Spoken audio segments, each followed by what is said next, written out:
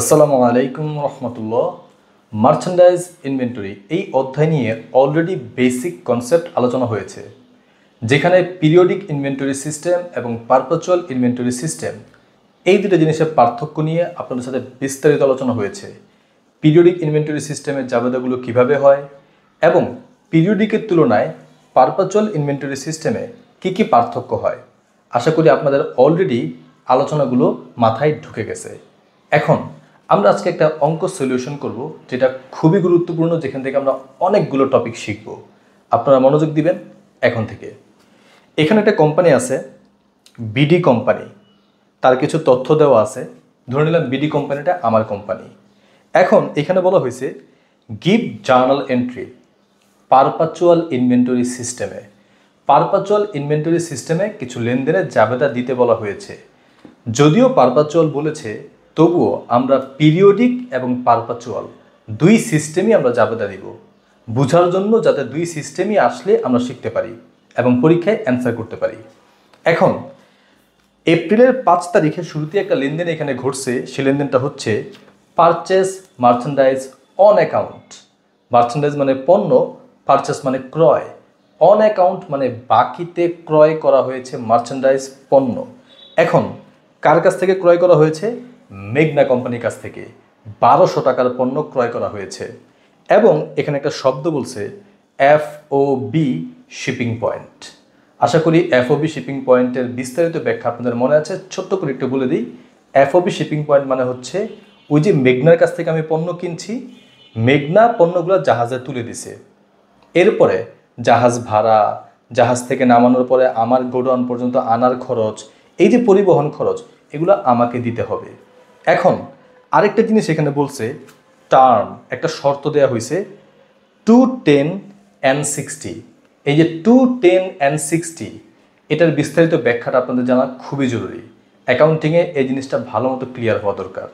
এই যে N60, এটার মানে হচ্ছে আমি যে মেঘনা কোম্পানির কাছ থেকে পণ্যটা কিনলাম বাকিতে, N60 মানে 60 দিনের মধ্যে আমার টাকা দিতেই হবে।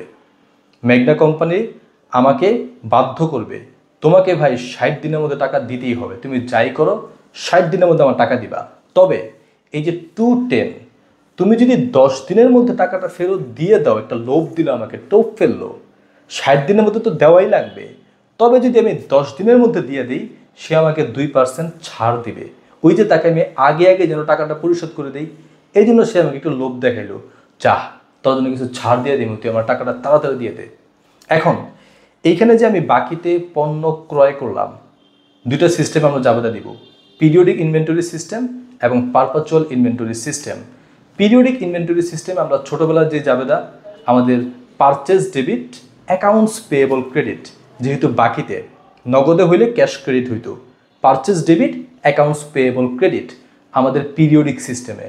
কিন্তু পারপেচুয়াল সিস্টেমে এই জাবেদাতেই শব্দটা একটু পরিবর্তন হয়ে যায়। এই যে পারচেস, এই শব্দটার জায়গায় আমাদের লিখতে হবে মার্চেন্ডাইজ ইনভেন্টরি।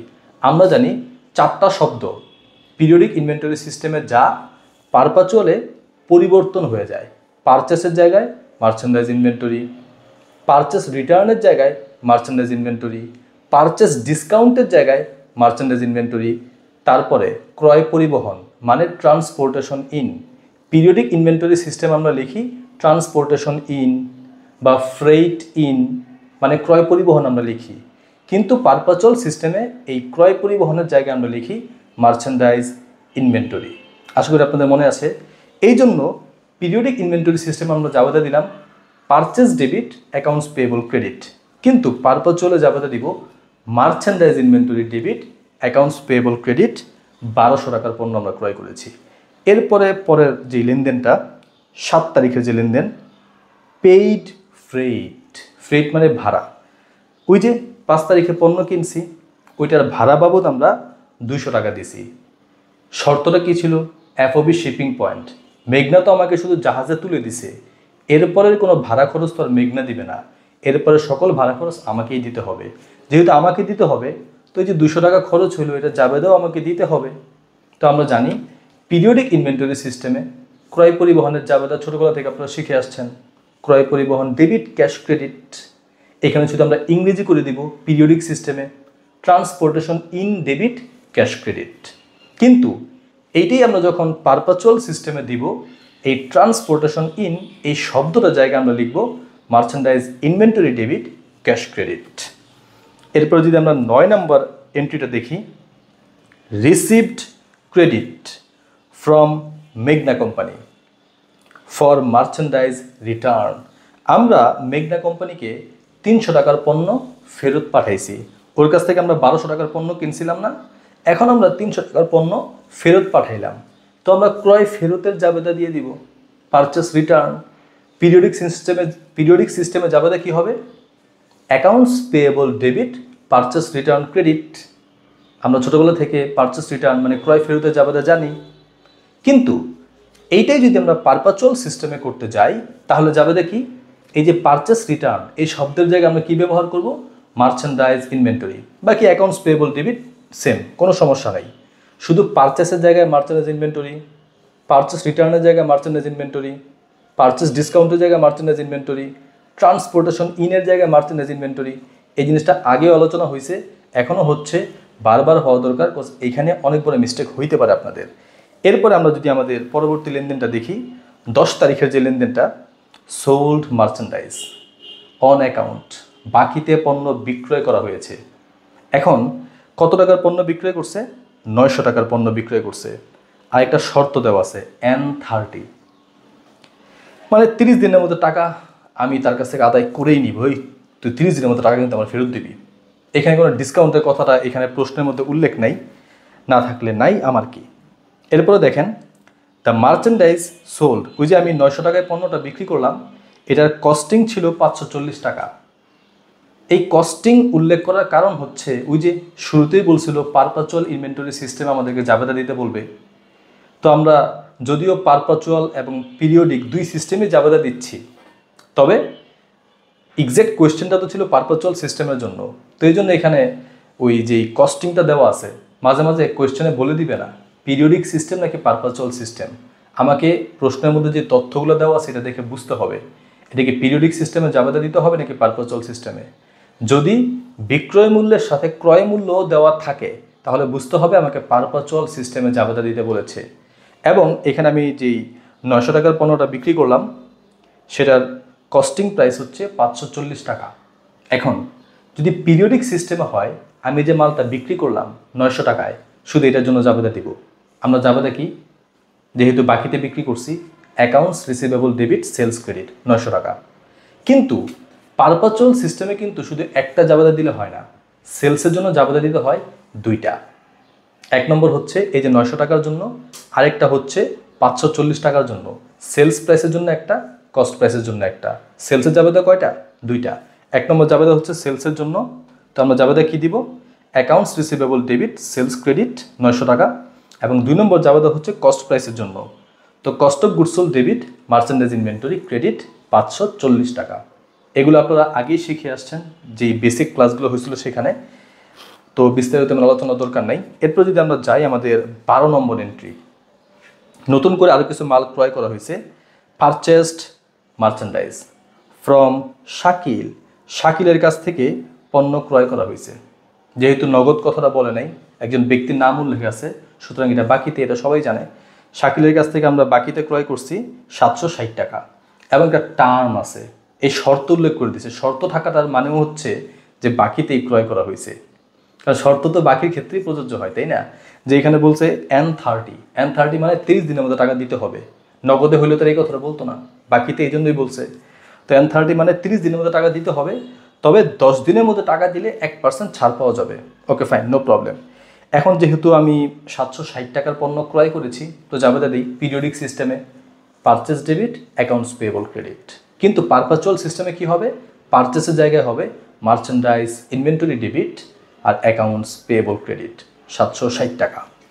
এরপর আমরা যাব আমাদের 14 নম্বর যে এন্ট্রিটা, ওই যে মনে আছে 5 তারিখে মেঘনার কাছ থেকে আমরা পণ্য ক্রয় করছিলাম 1200 টাকা, তবে সে কিন্তু আমার কাছে 1200 টাকা পাবে না। এখানে খেয়াল করতে হবে, আমি কিন্তু মেঘনাকে 9 তারিখে 300 টাকার মাল ফেরত দিছিলাম।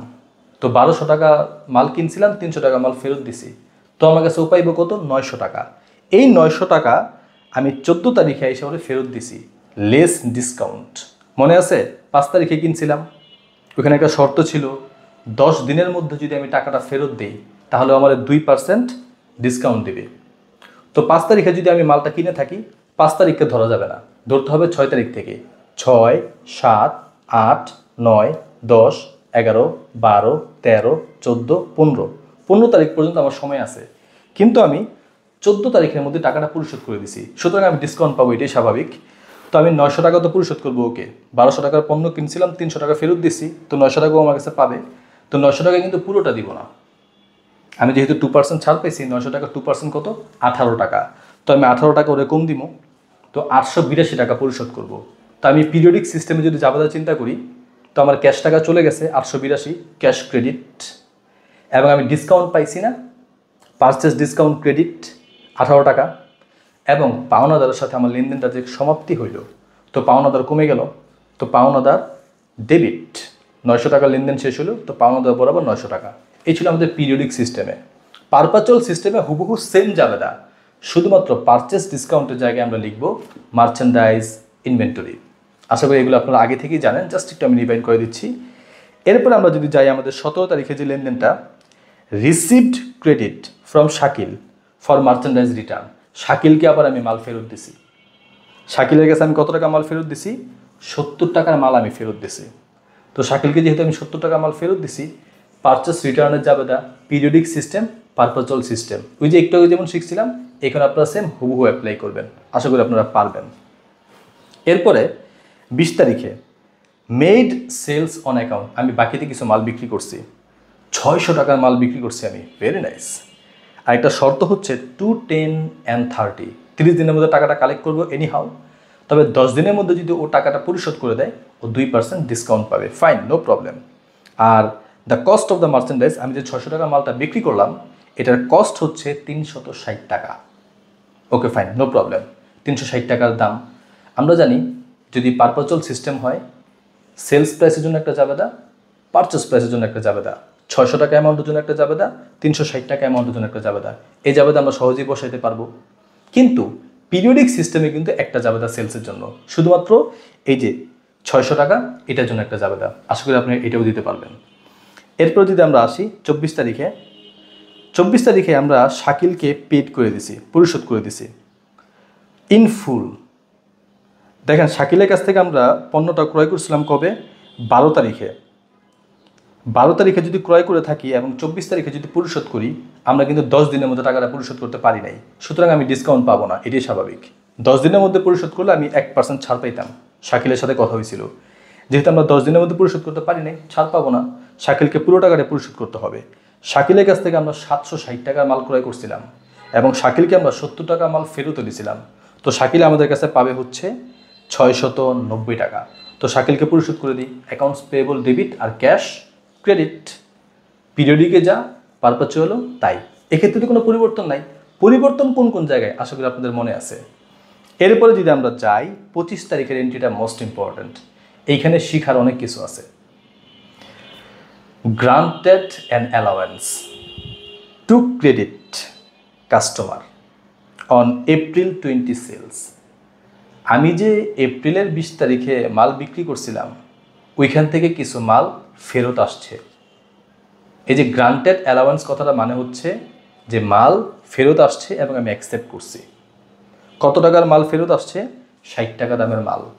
আচ্ছা একটু খেয়াল করে দেখেন তো, আমি 20 তারিখে যে বিক্রি করছিলাম 600 টাকা দামের মালটা বিক্রি করছিলাম না, কত টাকার কস্টিং ছিল, 360 টাকার কস্টিং ছিল, বিক্রয় মূল্য ছিল 600 টাকা। এখন 20 তারিখ থেকে 25 তারিখ এখনও কিন্তু ডিসকাউন্ট পিরিয়ডটা কাজ করে, কথাটা মনে রেখেন, এখানে খুবই গুরুত্বপূর্ণ আলোচনা, মনোযোগ দিয়ে শুনবেন।